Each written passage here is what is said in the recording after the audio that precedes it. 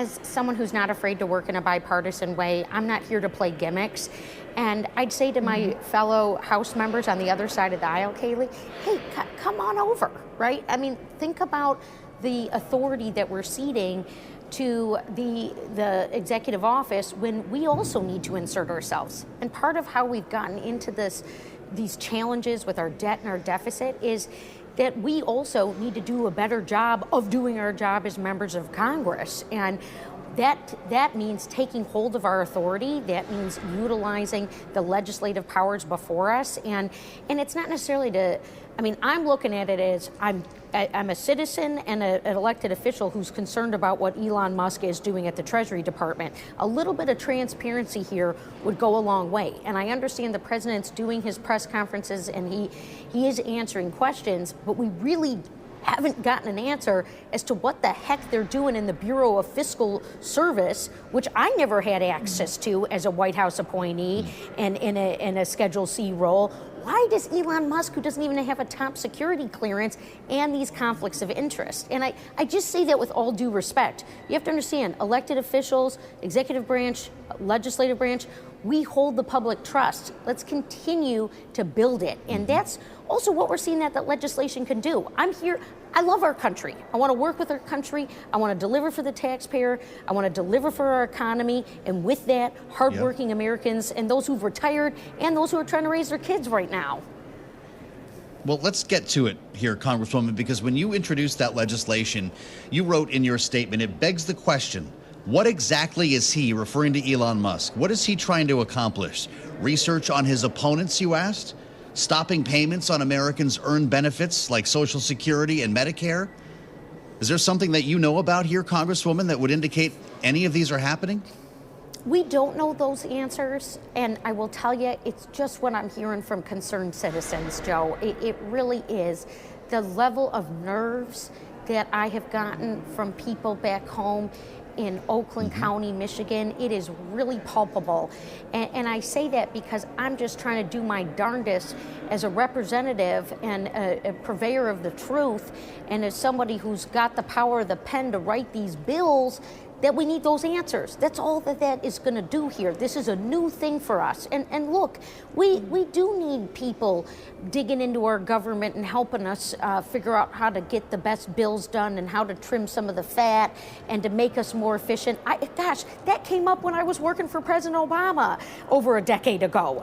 We really went through a whole exercise on that, particularly for small businesses and how challenging it is for them to work with the federal government on occasion. And so we really just want to build that trust, and we want to get those questions answered, and that's what I think my bill would do. Taxpayer data protection.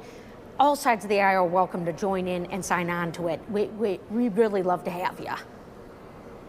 Well, Congresswoman, if we're talking about trust in the federal government, what about trust in the government's ability to make sure, at least through Congress, that it is continually funded beyond the deadline of mid next month? We've heard from some of your Democratic colleagues a suggestion that your party is not willing to play ball with Republicans over some of the very same things we're talking about, the efforts of DOJ, the operations of this administration. Are you willing to tolerate a shutdown to make a point on that? Well, let me tell you this. I don't think there's anyone more frustrated in the Congress right now than the House Republicans, in part because they're finding out about these executive orders when the American public find out. They're not necessarily being brought into the objectives of this administration, and they're not having a lot of say in terms of what's going on here. I've made it really clear that as a member of the minority party in the House of Representatives, I'm going to use my vote and my voice accordingly.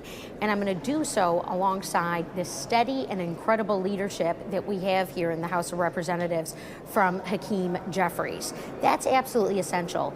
There's a lot of things that we have worked really hard for over a number of years that frankly have a lot of support around this country. I'm thinking about these new manufacturing facilities that are opening up in the clean tech space, that big competition we're in with the Chinese Communist Party. J.D. Vance came to Michigan and said one of those plants was table scraps. He's now our vice president. I can't look all those people, the hundreds of people just working on rehabbing that plant, I can't look him in the face and say that's okay. So if we're going into a budget where you're going to slash that, I'm not signed up here. Let's negotiate. Could you look them in the face, though, Congresswoman, to get to Kayleigh's question and tell them that it's worth shutting down the government to make a statement here when it comes to the actions of this administration, for instance, getting inside the Treasury Department, USAID, and others? Well, I certainly reject the notion that the Democrats would be responsible for a shutdown. I want to be really clear on that. We're really proud that under the 4 years of President Biden's leadership that we never shut down the government once. That's actually something that guy has under his belt. And I know he's not the president anymore, and that's going to fall to our commander-in-chief ultimately. He's the one signing the bills, and he's got the grip on the Congress with the party that he is in, and we've got a speaker, and they're saying this is a big old mandate, and if they are going to try and open up that door to working with us, we're all ears on certainly workforce initiatives, which truly meet those incredible goals of the realized potential of all Americans. The STEM bills, science, technology, engineering, and mathematics that I've worked on for a number of years, from rural Americans to urban Americans, making sure that they've got that pipeline to a good paying job. Let's have that conversation. Let's fund those programs. Let's not attack the National Science Foundation, the National Institute of Health. Let's build a government we can trust together.